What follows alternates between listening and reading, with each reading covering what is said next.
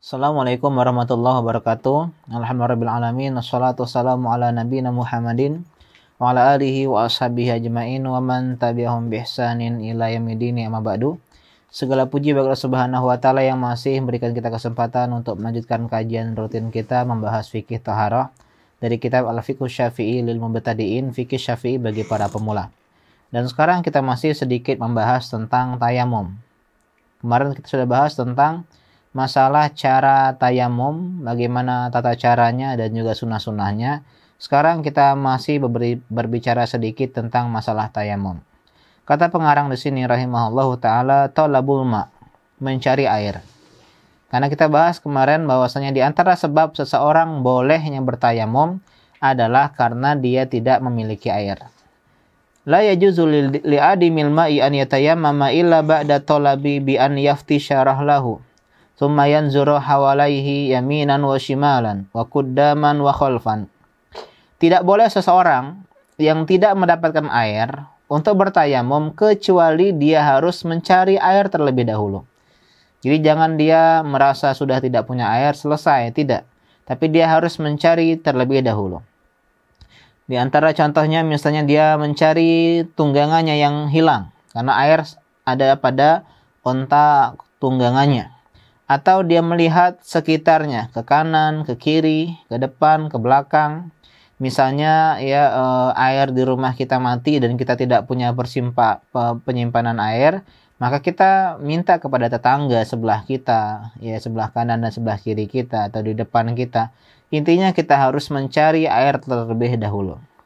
Wala yalzamuhu masyu aslan in kana alladhi hawalaihi la yastatir anhu.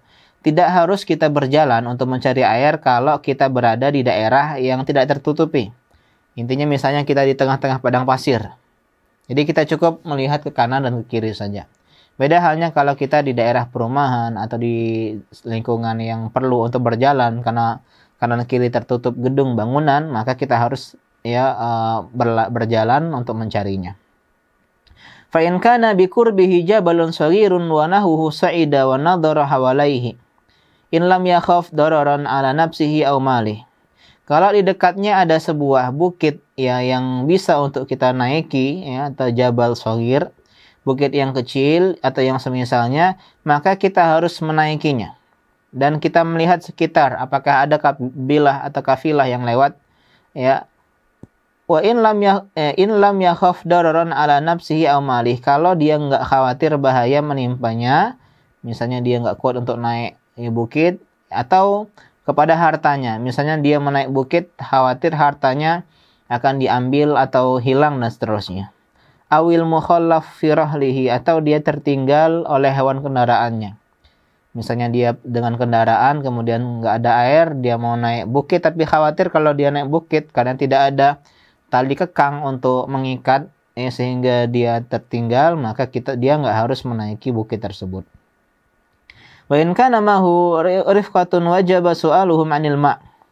Kalau ternyata dia safar bersama beberapa teman orang, maka dia harus meminta kepada mereka air. Ini juga kasusnya misalnya kita dalam bus yang nggak punya air, maka kita bisa minta sama kanan kiri penumpang lain atau supirnya, atau misalnya kita bisa minta sama tetangga kalau kita berada di rumah. Intinya harus berusaha terlebih dahulu hatta yasta'iba aw yadhiqal waqt, sampai kita udah menyeluruh mencarinya atau waktunya sudah sempit. Liqaulihi ta'ala falam tajidu ma'an fatayammamu. Kata Allah, kalau kalian tidak mendapatkan air maka bertayamumlah. Dan Allah enggak mengatakan lam illa ba'da talab wala yasihu talab illa ba'da dukhulil waqt. Dan tidak dikatakan dia tidak mendapatkan kecuali setelah mencari setelah mencari, atau tidak sah mencari kecuali setelah masuknya, dan tidak sah mencari air kecuali setelah masuknya waktu. Ini juga di antara faedah dalam mazhab Syafi'i, kapan kita diperintahkan mencari air? Kalau sudah masuk waktunya. Li'annahu yatlubu liyathbuta syarta tayammum wa huwa adamul ma'. Karena dia itu kita mencari air agar kita bisa memastikan syarat tayamum benar-benar terwujud, yaitu tidak ada air. Jadi kita harus mencari air terlebih dahulu.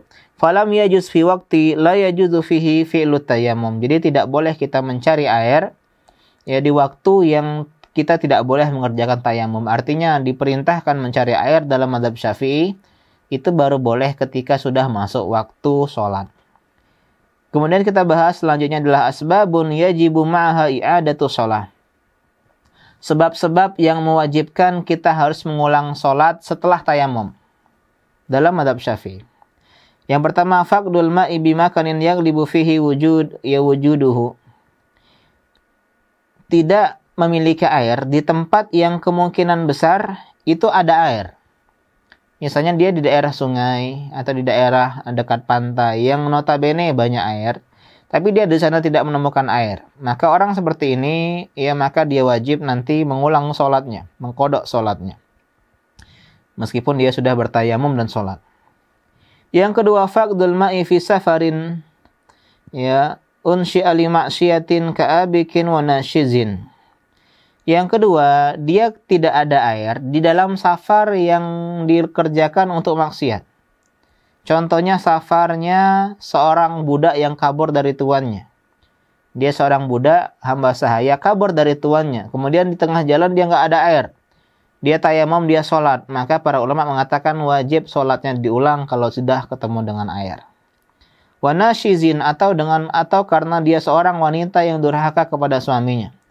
Dia melawan suaminya, dia keluar dari rumah, kemudian dia pulang ke tempat mertua yang jaraknya safar, maka wanita seperti ini seandainya dia tayamum, kemudian dia mengerjakan sholat, ya, maka sholatnya harus diulang setelah dia berjumpa dengan air. Yang ketiga, nisyanul ma'i fi athatihi wa mata'ihi aw misli nisyan fi faqdi alatil istisqa. Yang ketiga, dia lupa, ya, kalau ada air di perabotannya atau di barang-barangnya, di tempat, ya, di tempat-tempat yang dia punya air, kemudian dia lupa. Seperti juga dia lupa kehilangan misalnya alat untuk mengambil air. Misalnya sumur tapi tidak ada embernya atau semisalnya. Dan dia lupa akan hal tersebut, maka ketika dia bertayamum, dia sholat, nanti ketemu air atau ketemu baru ingat, maka dia harus mengkodok sholatnya. Yang keempat, ada muhtida ila makanil ma'. Tidak menemukan jalan menuju tempat air. Jadi dia tidak mengetahui di mana jalan untuk menuju tempat air.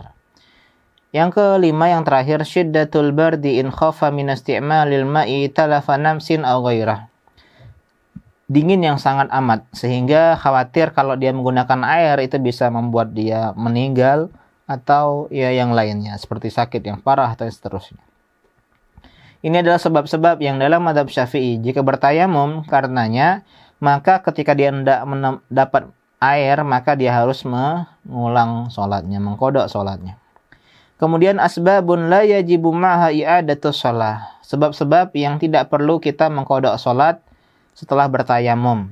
Yang pertama, faqdul ma'i bimakanin la yughlabu fihi wujudul ma' waqtal ihrami bisalah.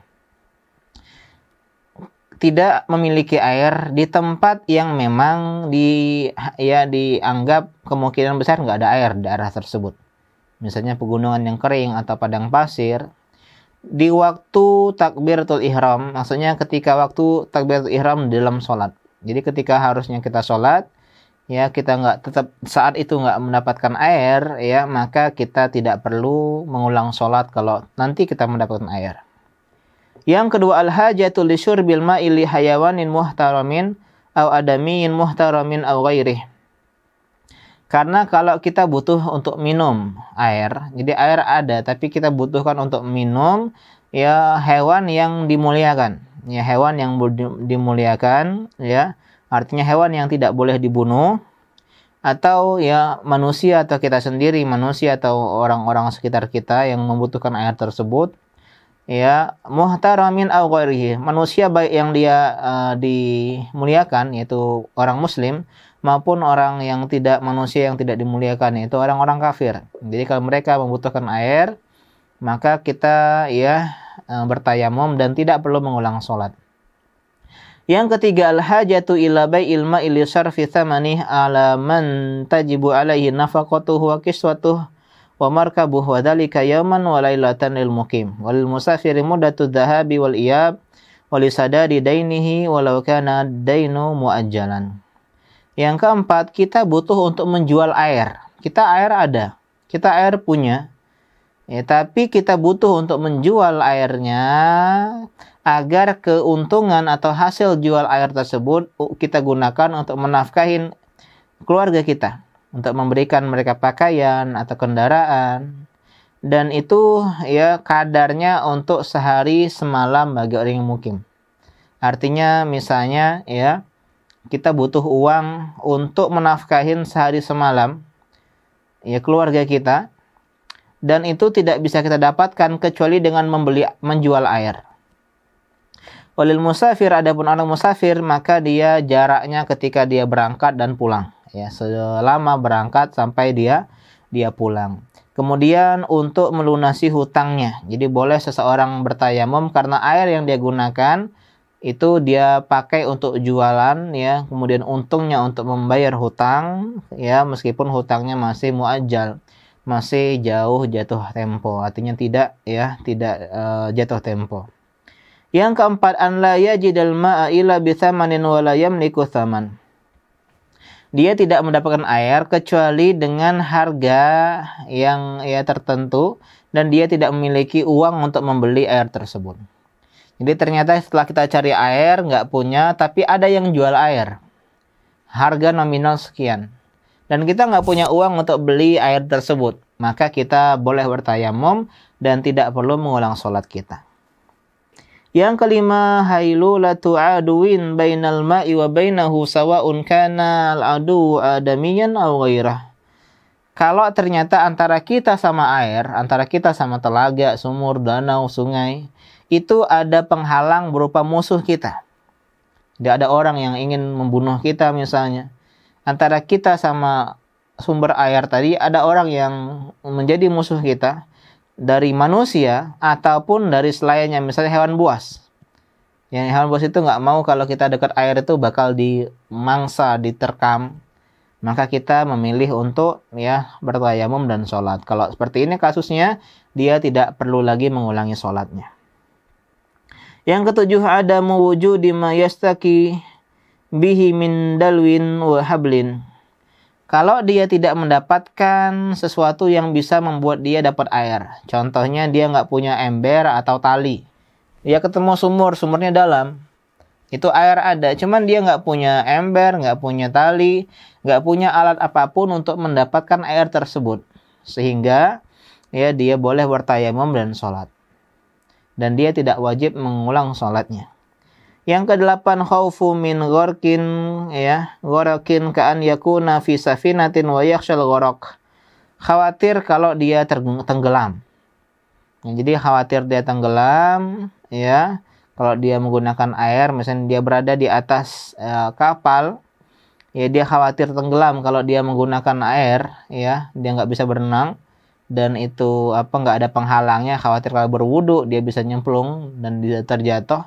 Maka orang seperti ini boleh dia untuk bertayamum dan dia sholat dan nggak perlu ngulang sholatnya. Yang kesembilan, ilmuhu bi annal ma'a la yasilu ilaihi illa ba'da khuruji waqti sholati. Yang kesembilan, kalau dia tahu air itu nggak mungkin sampai ke tempat dia berada sekarang kecuali setelah keluar waktu sholat, maka orang seperti ini dia tayamum sholat, tidak perlu mengulang sholatnya. Dan yang terakhir, al-khawfu inda isti'malil ma'i min huduthi maradin aw ziyadatihi aw tuli muddatihi aw talafi nafsin aw husuli atharin fahishin aw ghairi dhalika mimma yakhaful mar'u ala nafsihi.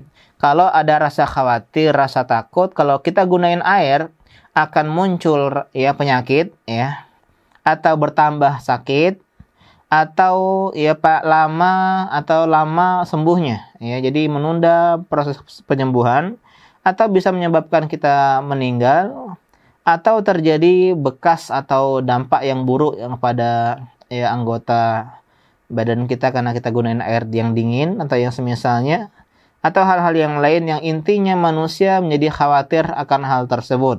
maka ini boleh kita tayamum dan kita tidak perlu mengulang sholat. Kemudian kita bahas halatu faqidi tahurain. Bagaimana kalau seseorang tidak mendapatkan air dan juga tidak dapat tanah? Idza lam yajidil mukallafu ma'an wala turaban ka'an kana fi ardin dzati wahlin wa lam yajid ma yujaffifuhu bihi aw hubisa fi mawdi'in najisin aw kana asiran masdudal withaqi aw ma asbaha dzalik.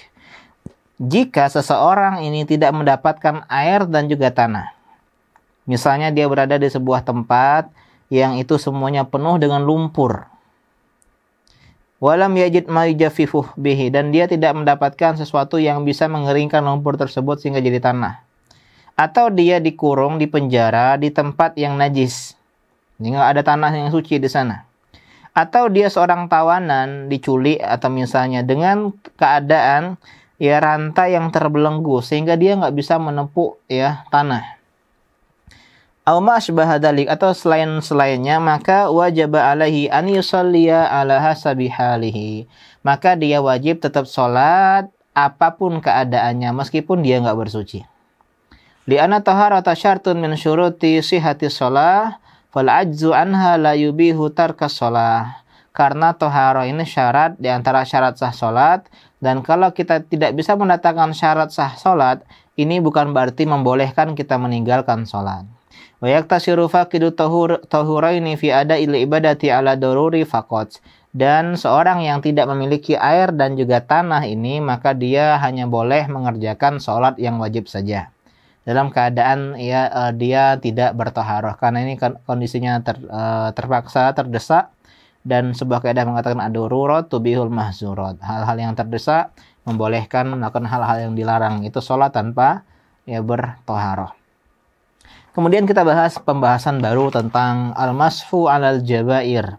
Mengusap perban, mengusap gips. Al-jabiratu ma yushadu alal admil maksuri wal jam'u jabair. Al-jabira itu adalah sesuatu yang diikat, dibelitkan kepada tulang yang patah. Jadi kalau tangan kita tulangnya patah, kemudian diikat dengan perban atau yang semisalnya, itu namanya jabirah. Jamaknya adalah jabair. Apa hukum jabirah? Apa hukum perban patah tulang seperti ini? Bahwa minal ruhsilati atahullahu li ibadihi wa takuna wajibatan in khasyal maridu halakahu aw ada yusibuhu aw ziyadata maradin aw tabattu'a shifaihi wa qad la yahtajul maridu ilaiha fa in ihtajal maridu ila wad'i ribatin lazimahu fi hadhil halati thalathatu umur. Mengusap jabirah atau perban gips untuk tulang yang patah yang semisalnya, ini adalah keringanan yang Allah berikan kepada kita hamba-hambanya. Bahkan mengusapnya menjadi wajib kalau kita khawatir dengan khawatir kita akan meninggal kalau kita tidak menggunakan gips tersebut Ini hukum menggunakan gipsnya Atau ada hal-hal yang membahayakan yang menimpa kita atau bisa menambah rasa sakit atau lama sembuhnya, maka kita haruskan menggunakan pembalut tulang atau plester atau gips dan semisalnya. Ini terkadang orang yang sakit nggak butuh ini. Jadi ada tergantung kondisinya. Kalau kondisinya seperti tadi, maka dia harus menggunakannya. Kalau enggak, kata dokter ini bisa tanpa dibalut, maka kita nggak butuh itu. Dan kalau kita butuh, seorang yang sakit mengharuskan menggunakan pembungkus atau plester atau pembalut tulang tangan yang patah atau yang semisalnya, maka dia harus melakukan hal-hal berikut ini. Yang pertama, an yaghsilal juz'a salima minal udwi musab. Dia tetap harus membasuh bagian-bagian yang dia selamat, maksudnya nggak di plester, dari bagian-bagian yang terkena. Misal, dia patah tulang di daerah lengan sama ini patah. Tapi di sini dia bisa diusap, maka dia harus mengusap, bagian yang di sini. Atau misalnya kakinya semuanya nggak bisa, maka kaki kirinya dia kerjakan atau dia basuh dengan air. Yang kedua, an yamsaha ala nafsi ribati au ay ajabirah awal isabah kulliha. Yang kedua, dia tetap mengusap ya ikatan atau bungkusan atau balutan yang menutupi tangan atau daerah yang harus dibasuh wudu. Jadi seperti tadi misalnya ini patah ya, kemudian dipakai gips di sini. Kemudian yang ini dibalut tapi di sini nggak dibalut, maka di sini kita basuh dan yang ini kita usap. Ya, kita usap. Yang ketiga, an yatayammama badala ghuslil juz'il musab inda wusulihi ilaihi bil wudu. Yang ketiga, kita tetap harus bertayamum sebagai mengganti bagian yang tidak kita basuh tadi. Jadi ada 3. Ya, yang pertama adalah membasuh, tetap membasuh bagian yang bisa dibasuh. Yang kedua adalah mengusap ya perban. Yang ketiga, kita bertayamum. Hadza fa in lam yahtaj ila wad'i jabiratin 'ala al-juz'il musabi wajaba 'alaihi ghuslu ya al-juz'i sahihi salim. Kalau dia nggak butuh untuk meletakkan pembungkus kain, pembalut atau yang semisalnya di atas bagian yang terkena ya penyakit atau patah, maka dia wajib untuk membasuh bagian-bagian yang sahih, yang selamat, yang nggak kena sakit. Wa yatayammamu 'anil jarih idza kana la yastati'u ghuslal juz'il musab. Kemudian dia bertayamum ya pada yang daerah yang luka kalau dia nggak bisa membasuh semuanya. Jadi misalnya dia nggak ini ya, dia tidak diberikan pembungkus, cuman kita tetap ya basuh yang semisalnya ya. Kemudian kita bertayamum untuk mengganti bagian yang nggak boleh kena air tadi. Wa yajibu i'adatu tayammumi 'inda fardin wa in lam yuhdits. Maka wajib kita mengulang tayamum kalau mau sholat ya. Sholat wajib meskipun kita tidak berhadas. Wala yajibu alaihi ghuslu ya baqi la'da illa idza ahdatsa. Dan kita tidak wajib membasuh semua ya anggota badan kecuali kalau kita berhadas. Jadi kalau berhadas maka kita basuh lagi. Jadi intinya tayamum tadi itu hanya untuk wajib sholat, bukan untuk hadas. Contoh misalnya kita sudah menggunakan tadi ya gips atau yang semisalnya. Kemudian kita mau sholat ya kita wudu, kemudian kita usap ya perbannya. Kemudian kita bertayamum, kemudian kita sholat. Kemudian kita sholat. Kemudian setelah kita sholat, ya mau sholat lagi dan kita belum batal wudunya, masih suci, belum hadas, maka cukup kita tayamum saja. Jadi nggak perlu lagi mengusap ataupun tidak perlu lagi membasuh yang semisalnya. Jadi hanya wajib mengulang tayamum saja. Dalilnya adalah wadzalika lima rawahu Jabir qala kharajna fi safarin fa asaba rajulan minna hajar fashajahu fi ra'sihi. Jadi ceritanya berdasarkan hadis dari sahabat yang mulia Jabir bin Abdullah radhiyallahu anhu. Dia bercerita, kami pernah safar, kemudian ada seseorang di antara kami yang kepalanya terkena bebatuan sehingga terluka dan berdarah di kepalanya. Tsumma ihtalama, kemudian pada malam harinya dia berihtilam, mimpi basah sehingga dia menjadi junub. Fasa'ala sahabah hal tajiduna li rukhsatan fit tayammum. Kemudian dia tanya sahabat, ya apakah saya ini punya keringanan untuk bertayamum? Saya mandi, ya harus mandi nih, tapi karena saya lagi sakit ya, kepala saya nggak boleh kena air, khawatir menjadi parah, boleh nggak saya tayamum? Faqalu ma najidu laka rukhsatan wa anta taqdiru al ma.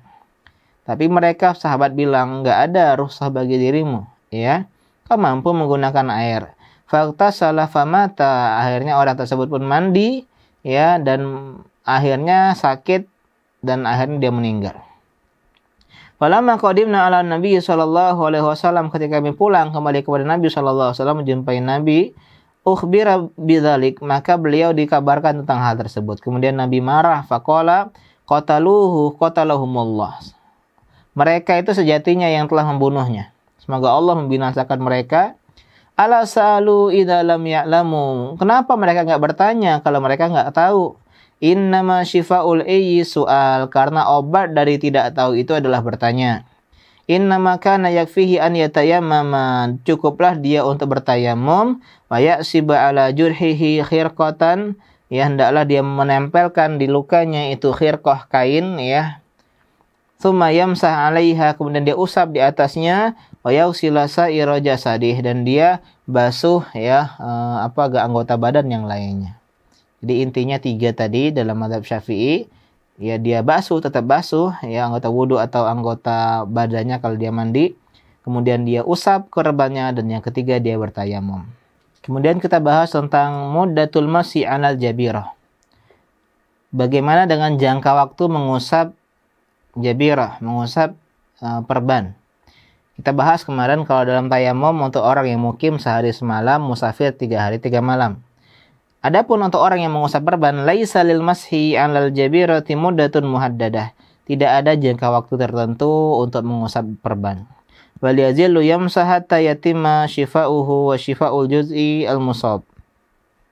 Bahkan dia terus-menerus mengusap sampai sembuhnya benar-benar sempurna seperti sedia kala, dan juga sembuh juga anggota badan yang patah atau yang terkena sakit tadi.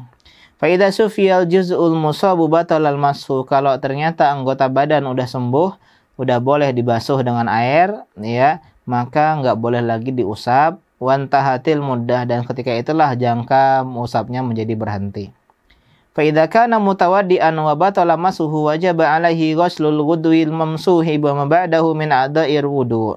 Kalau orang yang sedang berwudu kemudian batal mengusapnya ya, maka wajib dia untuk membasuh anggota badan yang diusap ya. Dan ini kalau sudah selesai ya. Wa ma ba'dahu min a'dha'i wudu.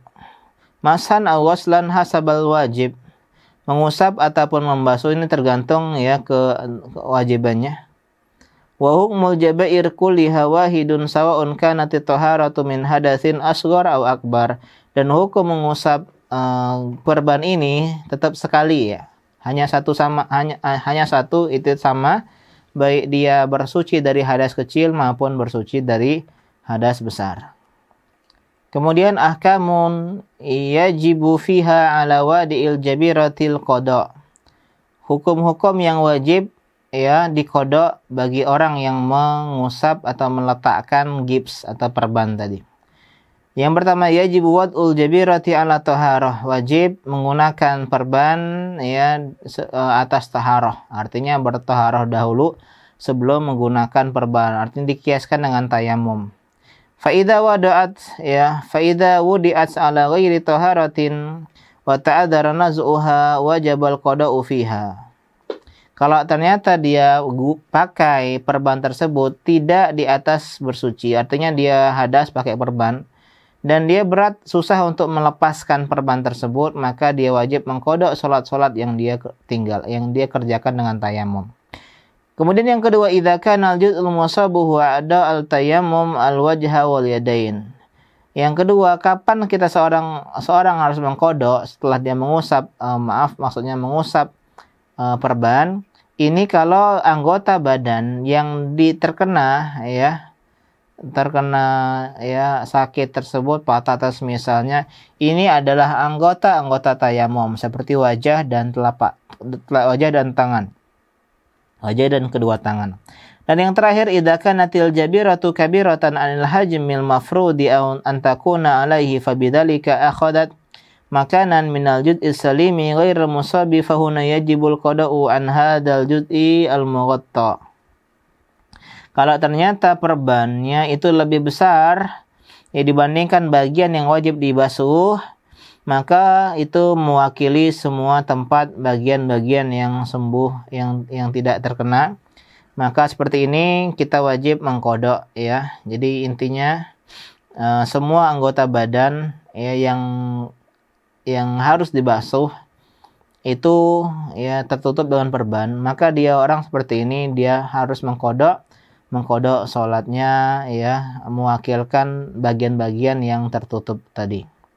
Demikian mungkin pembahasan tentang mengusap perban ya, mungkin masih banyak yang belum disampaikan dan dijelaskan lebih jelas lagi, tapi insyaallah kita cukupkan. Insyaallah pada pertemuan selanjutnya kita akan bahas tentang Bab terakhir tentang fikih tohara yaitu fikih haid dan nifas serta darah istihadah. Demikian, semoga bermanfaat. Subhanaka Allahumma bihamdika asyhadu an la ilaha illa anta astaghfiruka wa atubu ilaik. Assalamualaikum warahmatullahi wabarakatuh.